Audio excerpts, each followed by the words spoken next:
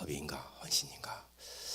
오늘 이 본문을 읽었는데 우리 가운데에서 혹시라도 사람들처럼 야 이것은 정말 허비다 이렇게 생각하는 사람이 있을까 걱정이 됩니다. 여러분, 사람의 모든 행동 속에는 동기가 숨어 있습니다. 그 일을 하는 동기가 숨어 있죠. 그런데 그 동기가 순수한 것도 있는가 하면은 좀 불순한 것도 있습니다. 순수하지 못한 것이 있다는 것이죠. 어떤 조건 없이 하는 그런 행동은 참 순수하지만은 어떤 조건이 있을 적에는 그것이 순수하다고 볼 수가 없습니다. 예를 들면은 고아원에 기부금을 내는 그런 행위, 그런 행위도 정말 그 불쌍한 고아들 돕는 마음에서 한다면은 그 순수하다고 볼 수가 있지만은 자기가 다음에 국회의원 나갈 발판을 마련하기 위해서 한다. 그것은 여러분 순수하다고 볼 수가 없잖아요. 모든 행동 속에 다 동기가 있습니다. 예수님을 따라도 마찬가지입니다. 예수님을 따르는 사람들도 동기가 있습니다. 요한복음 6장에 보면은 많은 사람들이 예수님을 따랐습니다. 예수님이 오병이어의 기적을 행한 후에 배를 타고 가시니까 다 따라왔습니다. 그때 예수님이 하신 말씀이 너희가 나를 찾는 까닭은 표적을 본 까닭이 아니요 떡을 먹고 배부른 까닭이로다 라고 했습니다. 정말 예수님의 표적을 보고 이분이 메시아구나 구주구나 그런 마음이 아니라 떡을 먹고 배부르니까 예수님 따라가면 떡을 얻어 먹으니까 따라타는 거예요. 그래서 예수님 하시는 말씀이 썩을 양식으로 일하지 말고 썩지 않을 양식으로 일하라. 이 양식을 인자가 너에게 주리니 인자는 하나님 아버지께서 인치신 자니라 라고 말씀했습니다. 그러니까 그들은 나중에 보면은 예수님이 내가 하늘에서 내온 산떡이다. 너희가 이 떡을 먹어야 산다. 내 살이 참된 양식이고 내 피가 참된 음료다. 그런 말씀하셨을 적에 이 말 어렵다. 누가 알아듣겠느냐. 그러면서 다 떠나갔다고 그랬어요.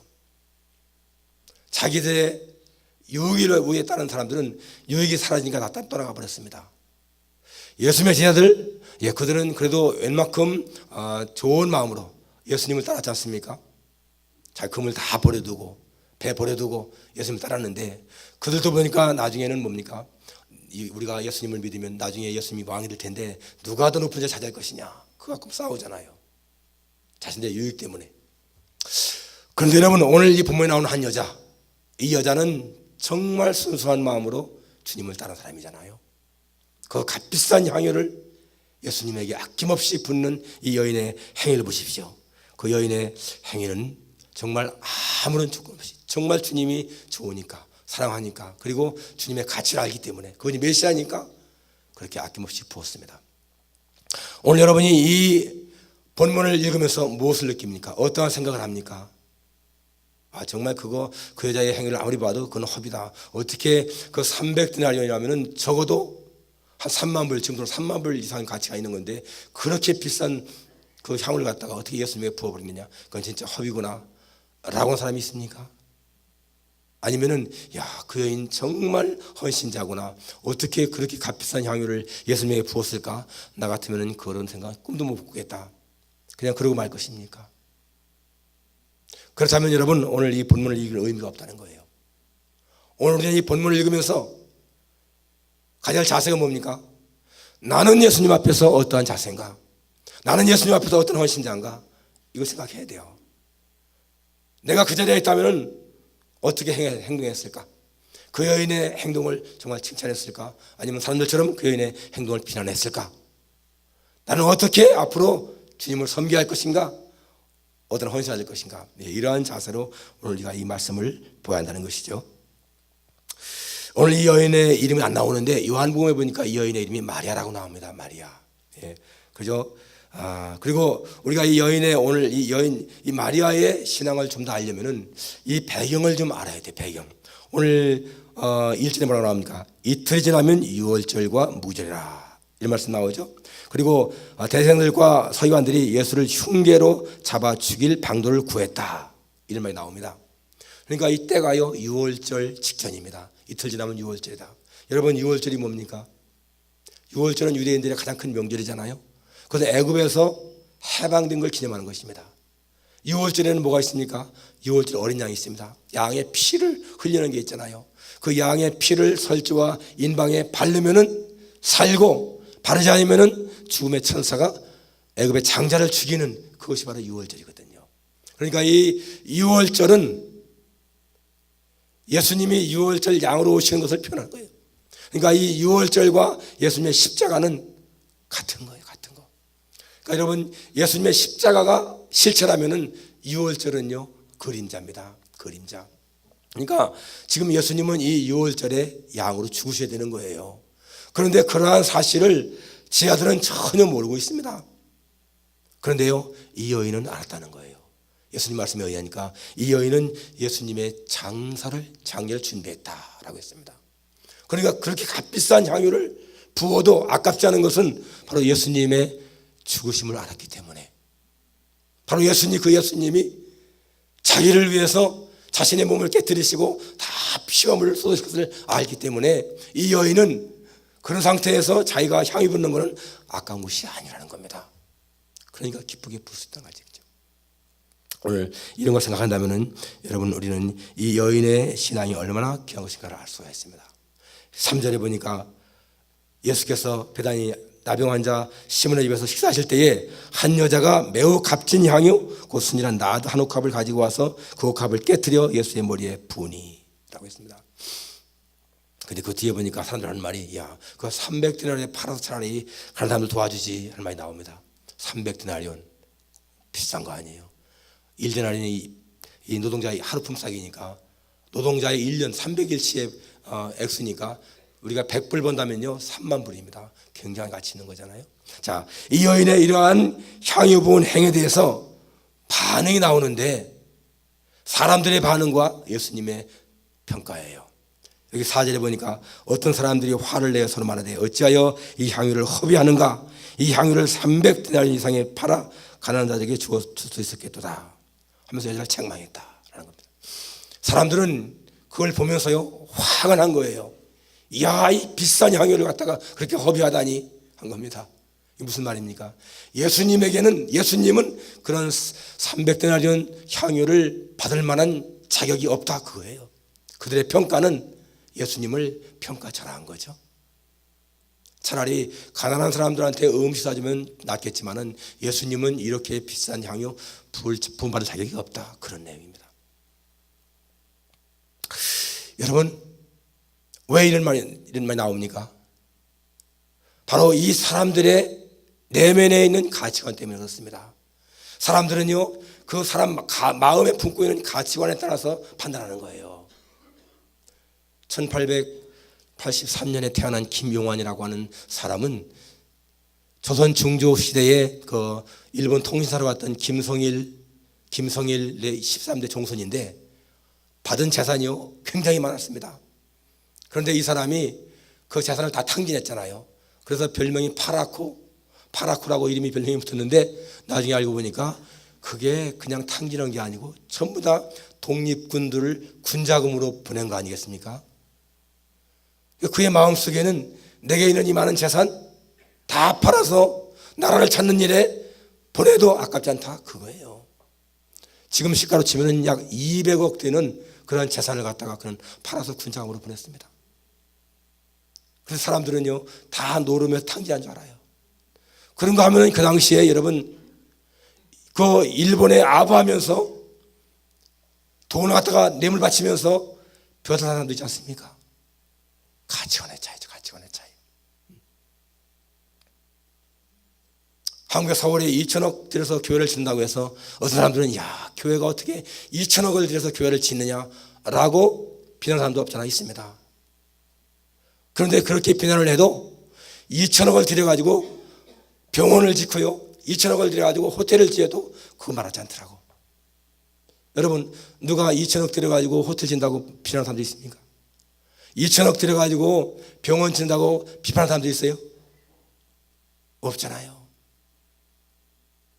그렇지만 여러분, 2천억을 들여서 병원을 지으면은 물론 사람들의 병은 고치지요. 육신의 병은. 그건 이 땅에서 그냥 10년, 20년 연장시키는 거예요. 교회는 사람들의 영혼을 구하는데, 영원한 생명을 구하는데 그 가치를 모르잖아요. 그러니까 그렇게 비난하는 거예요. 라스베가스에 있는 그 MGM 호텔은 객실이 500석이 넘는데요. 이번에 엊그제 신문에 보니까 그 호텔을 리노베이션 하는 데만 160억 달러가 들어갑니다. 1,700~800억 들어가는 거예요. 리노베이션 하는 데만 1,700~800억 달러 오늘 드리면서 리노베이션 하는데 그 많은 사람 없잖아요. 사람의 어떻게 보느냐, 가치관 중요한 겁니다. 그러니까 어떤 사람은 2천억 들여서 교회당 건물 짓는 것보다는 2천억 들여서 그냥 저 아프리카에 가난한 사람들한테 그냥 구제연금 하는 게 낫지, 이렇게 하는 사람이 있는가 하면은 2천억 많은 돈이지만은 거기에 와서 영혼들이 구원받는다면은 그 2천억은 문제가 아니야, 이렇게 하는 사람도 있는 거예요. 그러니까 여러분, 사람은 다 자기가 가진 그 내적인 가치관에 따라서 판단하는 것입니다. 오늘 이 여인을 갖다가 비난하는 사람들은 예수님을 모르니까 그런 거예요. 예수님이 누군지 모르니까 너무나 아까운 일 갖다가 예수님을 허비한다 하는 거 아니겠습니까? 그러나 이 여인의 동기를 봐야 돼. 왜 여인이 이렇게 했는가? 그 여인에게는 300년 넘어가는 이 향유가 예수님에 비해서 가치가 적은 거예요. 오히려 예수님이 더 소중하기 때문에 아낌없이 드리는 거 아니겠습니까? 왜? 지금 예수님은 인류를 구원하시기 위해서 십자가를 지러 가는 그 길인 마지막 길인데, 마지막 가시는 그 예수님에게 내가 있는 이 300데나리온 넘는 이 향유는 아무것도 아니라 그거예요. 그러니까 부은 거 아니겠어요? 여러분, 여기 따라서 예수님의 평가를 보십시오. 예수님의 평가를 보니까 6절에 예수께서 이르시되 가만두라, 너희가 어찌하여 그를 괴롭게 하느냐, 그가 내게 좋은 일을 하였느니라. 사람들은 bad thing이라고 말하는데 예수님은 그것이라고 말하고 있지 않습니까? 사람들의 평가와 예수님의 평가는 그렇게 달라요. 사람들은 그거 잘못된 거다, 허비다, 낭비다 했는데 예수님은 낭비가 아니라는 거예요. 좋은 일 했다, 가치 있는 일 했다, 이렇게 지금 예수님이 평가하지 않습니까? 바로 예수님은 이 여인의 마음을 아신 겁니다. 여인이 얼마나 자기를 사랑하는지, 그리고 자신의 현재 가는 길이 무엇이 어딘지를 알고 있기 때문에 하는 것인 것을 아는 거예요. 그러니까 이 여인은 정말 향만 부은 것이 아니라 그 향유를 붓고 자기의 머리털을 막 닦잖아요. 여러분, 여자가 자기의 머리털 갖다가 수건 삼아고 남자의 발을 씻긴다, 있을 수 없는 일이잖아. 그렇지만은 이 마리아한테는 자신의 머리털 귀한 게 아니에요. 다른 데는 귀하지만은 그러나 예수님에겐 귀한 것이 아니야. 다 바쳐도 아깝잖아. 그런 마음이기 때문에 한 거 아니겠습니까? 지금 이 사람들은요, 향유를 보면서 향유를 돈의 가치로 판단했습니다. 저거는 300데나 넘어가는 가치가 있는 거구나 그랬는데, 마리아는 그 향유를 가지고요 예수님의 가치를 드러낸 거예요. 보아라, 예수님은 이 300데나 넘는 이런 향유보다도 훨씬 더 귀하신 분이다, 그렇게 드러내잖아요. 사람들은 그 향유를 볼 적에 돈 가치만 봤는데 이 여인은 그 향유를 통해서 예수님의 가치를 드러냈다. 얼마나 멋있는 신앙인가, 우리가 알 수 있지 않습니까? 그래서 여인은 그런 걸 통해서 고백한 겁니다. 주님, 제가 주님을 정말 사랑합니다. 주님은 이러한 향유를 부음받으시기에 합당하신 분이시고, 내가 10개의 향유가 있으면 10개를 다 부어드려도 아깝지 않은 그런 분이십니다. 그런 사랑의 고백, 바로 이 마리아의 고백이지 않습니까? 여러분, 사람은 사랑하는 대상을 위해서는요 더 주지 못해 안타까워하는 게 심정 아니에요. 내가 정말 사랑하는 사람이라면 그 사람에게 10개를 주어도 하나 더 주지 못해 안타까워하는 것이 사람의 심정 아닙니까? 바로 여인은 그런 마음이라는 거예요. 그렇습니다. 여러분, 정말 예수님을 알면은 우리는 그렇게 할 수가 있습니다. 예수님의 가치를 모르니까 못하는 것이지, 정말 예수님이 어떤 분이신가를 안다면은 우리는 이 마리아의 행동을 우리도 할 수 있다는 얘기예요. 여러분, 여기 예수님 하신 말씀 보세요. 예수님이 뭐라고 했습니까? 가난한 자들은 항상 너희와 함께 있으니 아무 때라도 원하는 대로 도울 수 있거니와 나는 너희와 항상 함께 있지 아니하니라. 가난한 사람들 돕는 거 중요하다. 그렇지만은 지금은 내게 기름 붓는 게 더 중요하다, 그것입니다. 우리가 기억해야 할 중요한 사건이요, 성경에 뭐라 나옵니까? 마음을 다하고 목숨을 다하고 뜻을 다하고 힘을 다하여 하나님을 사랑하라. 이것이 첫 번째 계명이고, 둘째는 이것이니 내 이웃을 내 몸같이 사랑하라. 여러분, 이것이요 우리가 정말 기억해야 할 중대한 원리입니다. 하나님이 첫째고 사람은 둘째다. 이게 무슨 말입니까? 예배가 첫째고 그 위에 기타가 둘째라는 얘기예요. 전도 중요하지만은, 영혼 구하는 거 중요하지만은요, 예배가 더 중요합니다. 왜? 예배는 하나님을 위한 일이고 전도는 사람을 구하는 것이기 때문에. 사회봉사 정말 중요한 거예요. 해야 됩니다. 그렇지만은 사회봉사가 아무리 중요해도 예배보다 덜 중요하다는 거예요.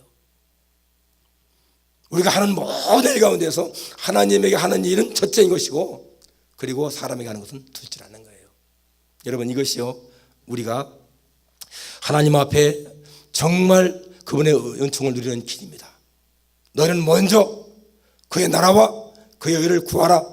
그리하면 이 모두 더 더하시리라. 이게 하나님 우선이 첫 번째라는 얘기예요. 어디에서나.